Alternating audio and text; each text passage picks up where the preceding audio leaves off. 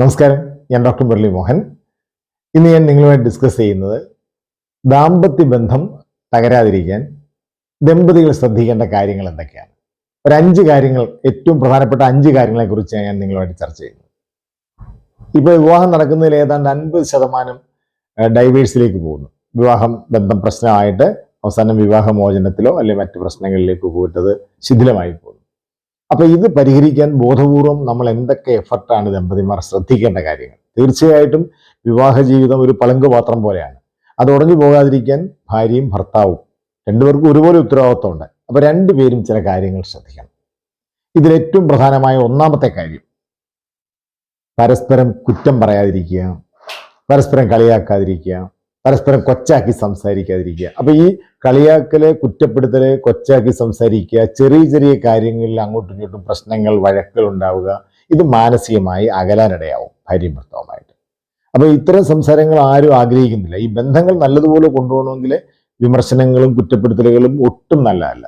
അപ്പൊ നല്ല രീതിയിൽ ബന്ധങ്ങൾ കൊണ്ടുപോകേണ്ട സ്ഥലങ്ങളിൽ നമ്മൾ തീർച്ചയായിട്ടും, നമ്മളിപ്പോൾ ഒരു ബാങ്കിൽ പോകുന്നു, ബാങ്ക് മാനേജരുമായിട്ട് അല്ലെങ്കിൽ ഒരു സ്കൂളിൽ പോകുന്നു, അവിടുത്തെ പ്രിൻസിപ്പലുമായിട്ടൊക്കെ നല്ല ബന്ധങ്ങൾ നമ്മൾ കീപ്പ് ചെയ്യുന്നു. നമ്മൾ ടെലിഫോണിന്റെ ഓഫീസിൽ പോകുന്നു, ഇലക്ട്രിസിറ്റി ഓഫീസിൽ പോകുന്നു, അവരുമായിട്ടൊക്കെ നല്ല ഡീസൻ്റ് ആയിട്ട് സംസാരിച്ച്, കാരണം അവരുമായിട്ട് നമുക്ക് നല്ല ബന്ധം കീപ്പ് ചെയ്യണമെന്ന് നമ്മൾ ആഗ്രഹിക്കുന്നു. ഇല്ലെങ്കിൽ അത് പിന്നീട് നമുക്ക് പ്രശ്നമാവും, ബുദ്ധിമുട്ടാവും. പക്ഷെ ഈ ഒരു എഫർട്ട് നമ്മൾ ദാമ്പത്യ ബന്ധത്തിൽ ശ്രദ്ധിക്കാറില്ല.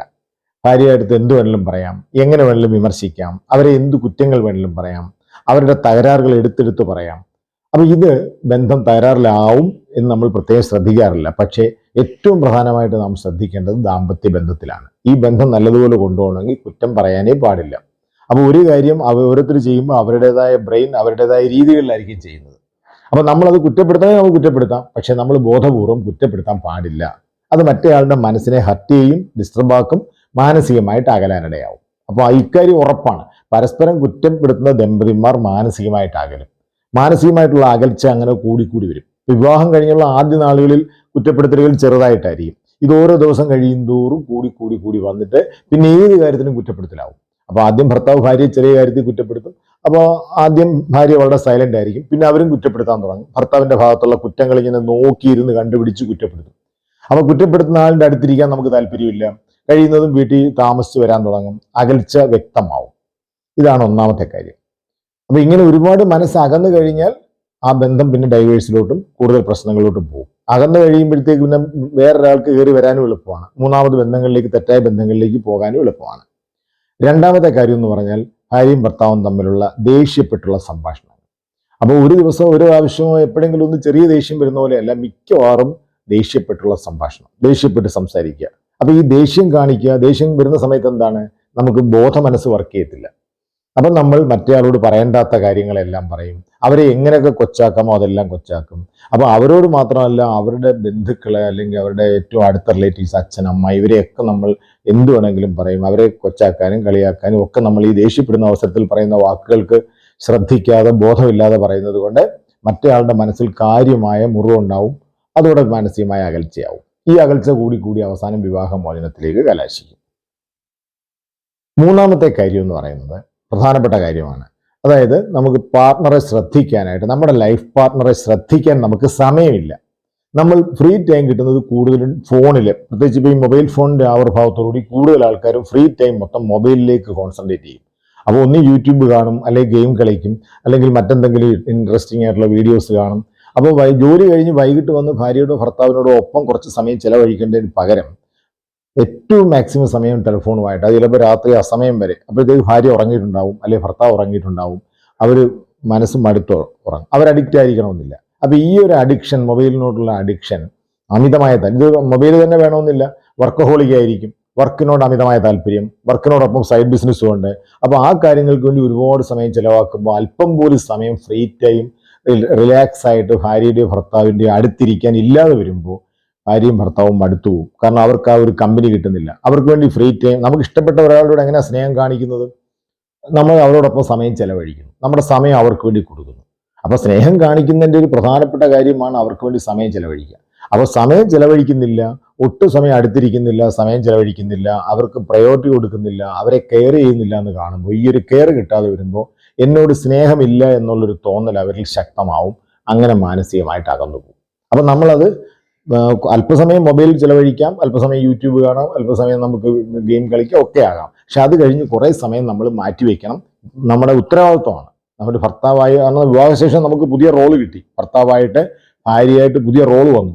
അപ്പോൾ നേരത്തെ നമ്മൾ വിവാഹത്തിന് മുമ്പ് ഫുൾ ടൈം മൊബൈലിൽ പിന്നെ എൻജോയ് ചെയ്തിട്ട് പാട്ട് കേട്ടു, പിന്നെ കുറച്ച് വീഡിയോ കണ്ടു, അങ്ങനെ രാത്രി 11:30 വരെ അത് കഴിഞ്ഞിട്ട് കിടന്നുറങ്ങുമായിരുന്നു. പക്ഷെ വിവാഹശേഷം നമുക്ക് പുതിയ ഉത്തരവാദിത്വം വന്നു. നമുക്ക് വേറൊരാളെ സാറ്റിസ്ഫൈ ചെയ്യണം, വേറൊരാളുടെ മനസ്സ് ഹാപ്പി ആക്കണം. അങ്ങനെ ഉത്തരവാദിത്വമുണ്ട് നമുക്ക്. ഭർത്താവിന് ഭാര്യയുടെ മനസ്സ് ഹാപ്പി ആക്കാൻ ഉത്തരവാദിത്വമുണ്ട്, ഭാര്യയ്ക്ക് ഭർത്താവിൻ്റെ മനസ്സും ഹാപ്പി ആക്കാനുള്ള ഉത്തരവാദിത്വമുണ്ട്. അപ്പോൾ ഇത് നമ്മൾ നിർവഹിക്കണം. ഇല്ലെങ്കിൽ മറ്റേയാളുടെ മനസ്സ് നമ്മളിൽ നിന്ന് അകന്നു പോവും, അകന്ന് അവസാനം ഡൈവേഴ്സിലും മറ്റ് പ്രശ്നങ്ങളിലേക്കും കലാശിക്കും. മറ്റൊരു കാര്യം, 4-മത്തെ കാര്യം, അതും പ്രധാനപ്പെട്ട കാര്യമാണ്. ഇപ്പോൾ ഒരുപാട് വിവാഹ മോചനം നടക്കുന്നതിനകത്ത് ഒരു പ്രധാന കാര്യത്തെക്കുറിച്ചാണ് ഞാൻ പറയാൻ പോകുന്നത്. അത് നമ്മുടെ ഈ ദാമ്പത്യ ബന്ധത്തിന് പുറത്തുള്ള ഫ്രണ്ട്സ്, സ്ത്രീകൾക്കുള്ള ബോയ് ഫ്രണ്ട്, അല്ലെ പുരുഷന്മാർക്കുള്ള ഗേൾ ഫ്രണ്ട്, ഓപ്പോസിറ്റ് സെക്സിലുള്ള ഒരു ഫ്രണ്ട് കൂടുതൽ പ്രശ്നം ഉണ്ടാക്കുന്നു. അപ്പോൾ സാധാരണ നമുക്കൊരു ഫ്രണ്ട് സർക്കിൾ എന്തായാലും വേണം. നമ്മുടെ മാനസികമായ ആരോഗ്യത്തിന് നമുക്ക് കുടുംബ ബന്ധങ്ങൾ പോലെ പ്രധാനമാണ് സുഹൃത്ത് ബന്ധങ്ങൾ. അപ്പോൾ ഈ സുഹൃത്ത് ബന്ധങ്ങൾ ഇല്ലാതിരിക്കാൻ പറ്റില്ല. പക്ഷേ അതിൻ്റെ ഇൻറ്റൻസിറ്റി എത്രമാത്രം. അപ്പോൾ ഒരു സുഹൃത്തിനോട് നമ്മൾ കൂടുതൽ അടുക്കുക എന്ന് പറഞ്ഞാൽ കൂടുതൽ വളരെ ഡീപ്പായിട്ട് ആഴത്തിൽ കാര്യങ്ങൾ സംസാരിക്കുന്നു, രഹസ്യങ്ങളെല്ലാം പറയുന്നു. ദാമ്പത്യത്തിൽ ഓരോ ദിവസവും ഉണ്ടാകുന്ന ചെറിയ പ്രശ്നങ്ങളും സ്വരച്ചേർച്ചയില്ലായ്മയും ഒക്കെ ഈ ഫ്രണ്ടുമായിട്ട് ചർച്ച ചെയ്യുന്നു. നമ്മുടെ വിഷമങ്ങളും സങ്കടങ്ങളും ഒക്കെ ഭർത്താവിനോടോ ഭാര്യയോടോ ഷെയർ ചെയ്യുന്നതിന് പകരം ഈ ഫ്രണ്ടിനോട് ഷെയർ ചെയ്യുന്നു. അപ്പോൾ ഫ്രണ്ട് കൂടുതൽ അടുത്തിട്ട് ഫ്രണ്ട് മാറി ലവറായിട്ട് മാറാൻ തുടങ്ങും. ഇതിനൊരു വളരെ ചെറിയൊരു ഗ്യാപ്പേ ഉള്ളൂ ഈ ഫ്രണ്ടും ഈ ലവറുമായിട്ട്. അപ്പോൾ ഏത് നിമിഷമാണ് ഈ ഫ്രണ്ട് ലവറാവുന്നതെന്ന് പറയാനൊക്കത്തില്ല. പിന്നെ അത് നമുക്ക് ഒഴിവാക്കാൻ പറ്റാത്ത റിലേഷൻഷിപ്പായിട്ട് മാറും. അതങ്ങോട്ട് ആ റിലേഷൻഷിപ്പ് സ്ട്രോങ് ആകുമ്പോഴത്തേക്ക് ദാമ്പത്യം പ്രശ്നമാവും. ഭാര്യയോട് ദേഷ്യമാവും, ഭർത്താവിനോട് ദേഷ്യമാവും, ഈ ബന്ധം താല്പര്യമില്ലാത്തതാവും. കാരണം ഇതിനേക്കാൾ ശക്തമായ വേറൊരു ബന്ധം, അതെല്ലാ ദിവസവും സംസാരിക്കുന്നുണ്ട്, എല്ലാ ദിവസവും മനസ്സ് തുറന്ന് സംസാരിക്കുന്നു, ഒരുപാട് കാര്യങ്ങൾ ചർച്ച ചെയ്യുന്നു. അങ്ങനെ ഇടപാടുകളെല്ലാം ഫ്രണ്ടുമായിട്ടായി, സാമ്പത്തിക ഇടപാടുകൾ ചെയ്യുന്നു. ഈ ഫ്രണ്ട് ചിലപ്പോൾ സാമ്പത്തികമായിട്ട് നമ്മളെ ചൂഷണം ചെയ്യാം, സെക്ഷുവലായിട്ട് ചൂഷണം ചെയ്യാം, പല രീതിയിലും അത് ഫ്രണ്ടിന് അവസരം കിട്ടുന്നു. അപ്പോൾ ഇവിടെ ദാമ്പത്യം വിള്ളലുണ്ടാക്കുന്നു, രണ്ടുപേരും മാനസികമായിട്ട് അകലുന്നു. അതുപോലെ അങ്ങനെ ഒരു ഫ്രണ്ട് ഉള്ളപ്പം മാനസികമായിട്ട് ഭാര്യയും ഭർത്താവും പിണങ്ങിയാലും ആ പിണക്കം നീണ്ടു നിൽക്കും. കാരണം ആ സമയത്ത് പിണക്കം വലിയ ബുദ്ധിമുട്ടുണ്ടാക്കുന്നില്ല. ആ സമയത്ത് ഫ്രണ്ടുമായിട്ട് നല്ല രീതിയിൽ സംസാരിക്കുന്നു, മാനസികമായിട്ട് ഹാപ്പി ആവുന്നു. അപ്പോൾ പിന്നെ പിണക്കം എത്ര നീട്ടിയാലും പ്രശ്നമില്ല, കാരണം ഭാര്യയ്ക്ക് ഫ്രണ്ട്ഷിപ്പ് ഉണ്ട്. അപ്പോൾ ഭർത്താവിനോട് സംസാരിച്ച് ഇണങ്ങേണ്ട കാര്യമില്ല. അപ്പോൾ ആ പിണക്കത്തിൻ്റെ ഡ്യൂറേഷൻ നീണ്ടുപോകും. അപ്പോൾ ഇങ്ങനെ ദാമ്പത്യം പ്രശ്നമാവും. അപ്പോൾ ഒരുപാട് വിവാഹമോചന കേസുകളിലെ പ്രധാനപ്പെട്ട വില്ലനാണ് ഇങ്ങനെയുള്ള പുറത്തുള്ള ഒരു ബോയ് ഫ്രണ്ട് അല്ലെങ്കിൽ ഗേൾ ഫ്രണ്ട്. ഇത് എവിടെ നിർത്തണം, ഈ ഫ്രണ്ട്ഷിപ്പ് എത്രമാത്രം ഇൻറ്റിമേറ്റ് ആയിരിക്കണം എന്നുള്ളത് നമ്മൾ തീരുമാനിക്കണം. കാരണം നമുക്ക് ഈ പറഞ്ഞതുപോലെ ഉത്തരവാദിത്വമുണ്ട്. നമുക്കൊരു ദാമ്പത്യ ബന്ധം നല്ലതുപോലെ മുന്നോട്ട് കൊണ്ടുപോകാനായിട്ട് നമ്മളൊരു കരാറിൽ ഏർപ്പെട്ടിരിക്കുകയാണ്. അപ്പോൾ ഭർത്താവിനായിട്ടുള്ള ഫ്രണ്ട്ഷിപ്പാണ് നമുക്ക് വേണ്ടത്, അല്ലെങ്കിൽ ഭാര്യയായിട്ടുള്ള ഫ്രണ്ട്ഷിപ്പാണ് വേണ്ടത്. ഇതിനിടയിൽ മൂന്നാമതൊരാൾ കയറി വന്നു കഴിഞ്ഞാൽ തീർച്ചയായിട്ടും അത് ഇൻറ്റിമേറ്റ് ആവുന്നതിനനുസരിച്ച്, ആ ബന്ധം ഭയങ്കര സ്ട്രോങ് ആവുന്നതിനനുസരിച്ച് ഈ ദാമ്പത്യ ബന്ധം തകരാറിലായി അകന്നകന്ന് അവസാനം ഡൈവേഴ്സിൽ കലാശിക്കും. അതുപോലെ മറ്റ് 5-മത്തെ കാര്യം ഏറ്റവും പ്രധാനമാണ്. ഈ സുഹൃത്ത് ബന്ധം പുറത്തുള്ള ആളുമായിട്ട് ഒരുപാട് സ്ട്രോങ് ആയിട്ട് പാടില്ല എന്ന് പറഞ്ഞു. പക്ഷെ നമുക്ക് സുഹൃത്ത് ബന്ധം ഇല്ലാതിരിക്കാൻ പറ്റില്ല. നമുക്ക് മൈൻഡ് ഓപ്പൺ ചെയ്ത് പറയാനായിട്ട്, നമ്മുടെ ഫീലിങ്സ് ആൻഡ് ഇമോഷൻസിനെ ഷെയർ ചെയ്യാനായിട്ട് തീർച്ചയായിട്ടും ഒരു സ്ഥലം വേണം. അത് നമ്മുടെ പാർട്ണർ തന്നെ ആയിരിക്കണം. അപ്പം ഇത് പലപ്പോഴും ഭാര്യ ഭർത്താക്കന്മാർ, ഭർത്താവിൻ്റെ ചെറിയ ഡ്രോബാക്ക്, ഞാൻ എന്തെങ്കിലും പറഞ്ഞാൽ പുള്ളി ചൂടാവും, അല്ലെങ്കിൽ ഞാൻ പറഞ്ഞാൽ അവൾ കേൾക്കത്തില്ല, ഞാൻ പറഞ്ഞ എൻ്റെ പ്രശ്നങ്ങൾ കേൾക്കാനിരിക്കത്തില്ല, അതുകൊണ്ട് ഈ ഫ്രണ്ട്ഷിപ്പ് അങ്ങോട്ടുണ്ടാവത്തില്ല. അപ്പോൾ ദാമ്പത്യം എന്ന് പറയുന്നത്, ദാമ്പത്യം വിവാഹ ജീവിതം തുടങ്ങുന്ന അന്ന് മുതൽ തന്നെ രണ്ടുപേരുടെ നല്ല ഫ്രണ്ട്ഷിപ്പ് ഉണ്ടായിരിക്കണം. അപ്പോൾ നമ്മൾ ആലോചിച്ച് നോക്കണം, നമ്മുടെ വൈഫുമായിട്ട് നമുക്ക് നല്ല വൈഫാണോ നല്ല ഫ്രണ്ട്.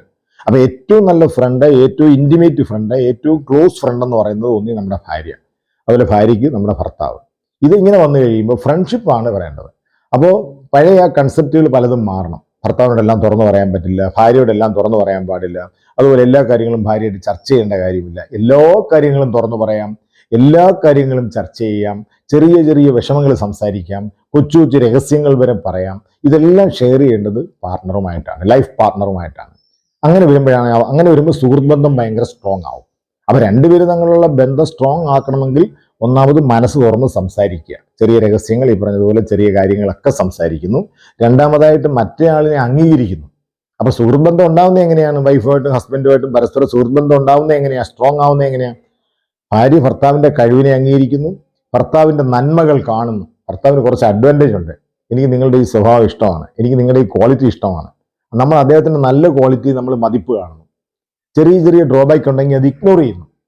അതുപോലെ ഭർത്താവ് ഭാര്യയുടെ ചെറിയ ചെറിയ പ്രശ്നങ്ങളൊക്കെ കളഞ്ഞിട്ട് അതിനെയൊക്കെ ഇഗ്നോർ ചെയ്തിട്ട് ഭാര്യയ്ക്ക് എന്തൊക്കെ കഴിവുകളുണ്ട് അത് എടുത്തു പറയുകയും ചെയ്യും. അപ്രീസിയേഷൻസ്. അപ്പോൾ ഭാര്യ പറഞ്ഞു, എനിക്ക് ഡ്രൈവിംഗ് പഠിക്കണം. തീർച്ചയായിട്ടും നിനക്ക് അതിനുള്ള കഴിവുണ്ട്, നീ പഠിച്ചാൽ പറ്റും. എനിക്ക് പിന്നെ സംഗീതം പഠിക്കണം, നിനക്ക് പാടാൻ കഴിവുണ്ടല്ലോ, നീ സംഗീതം പഠിക്കേ, അതിന് പ്രായം പ്രശ്നമല്ല. അപ്പൊ ഇങ്ങനെ ഒരാളുടെ കഴിവ് വികസിക്കണമെങ്കിൽ നമ്മൾ അതിനുള്ള എല്ലാ ഒത്താശകളും സപ്പോർട്ടും കൊടുക്കുമ്പോൾ മറ്റേയാൾക്ക് ഒരു ബലമായിട്ട്, ഒരു താങ്ങായിട്ട് നമ്മൾ മാറുകയും ആ സുഹൃത്ത് ബന്ധം വളരെയധികം ശക്തമാവുകയും ചെയ്യും. തിരിച്ച് നമ്മൾ അവരെന്തെങ്കിലും കഴിവ് വികസിക്കാനുള്ള അവസരം വരുമ്പോൾ അതിന് അവസരം കൊടുക്കുന്നില്ല, അവരുടെ കഴിവിനെ താഴ്ത്തി കെട്ടുന്നു. നീ പഠിച്ചാൽ ശരിയാവത്തില്ല, നീ മന്ദബുദ്ധിയാണ്, നിനക്ക് കഴിവില്ല, നിങ്ങൾക്ക് വലിയ ബുദ്ധിയൊന്നുമില്ല, നിങ്ങൾക്ക് പേഴ്സണാലിറ്റി ഇല്ല. ഇത് ഈ പറച്ചിലുകൾ സുഹൃത്ത് ബന്ധം ഇല്ലാതാക്കും, മനസ്സിലങ്ങനെ അകന്നു പോകും. കാരണം എല്ലാ വ്യക്തികളും ആഗ്രഹിക്കുന്നത് അംഗീകാരവും റെസ്പെക്റ്റുമാണ്. അപ്പം മ്യൂച്വൽ റെസ്പെക്റ്റ് വേണം, മ്യൂച്വലായിട്ടുള്ള അംഗീകാരം വേണം, പരസ്പരം അപ്രീസിയേഷൻസ് വേണം. അങ്ങനെയാണ് സുഹൃത്ത് ബന്ധം സ്ട്രോങ് ആവുന്നത്. അപ്പോൾ ഇപ്പോൾ പല വീടുകളിലും ഭാര്യയും ഭർത്താവും തമ്മിൽ കൊടുത്തോണ്ടിരിക്കുന്നത് ഈ അംഗീകാരമോ അല്ലെങ്കിൽ നല്ല വർത്തമാനങ്ങളോ അപ്രീസിയേഷൻസോ അല്ല. ഒരാൾ മറ്റേയാളെ എങ്ങനെ താഴ്ത്തിക്കെട്ടാമോ താഴ്ത്തിക്കെട്ടുന്നു, മറ്റേയാളുടെ കഴിവില്ലായ്മ എന്തൊക്കെയാണെന്ന് എടുത്തു പറയുന്നു. അപ്പോൾ അവർ തങ്ങളിൽ തീർച്ചയായിട്ടും അകന്നകന്ന മനസ്സുകൾ തങ്ങളെ അകന്നു പോകും. ഇത് ഹ്യൂമൻ നേച്ചറാണ്. നമുക്ക് നമ്മളെ അംഗീകരിക്കുന്ന ആൾക്കാരുമായിട്ട് മതി, നമ്മളെ റെസ്പെക്ട് ചെയ്യുന്നവരെ മതി, നമ്മുടെ കഴിവുകളെ അംഗീകരിക്കുന്നവരെയാണ് നമുക്ക് വേണ്ടത്.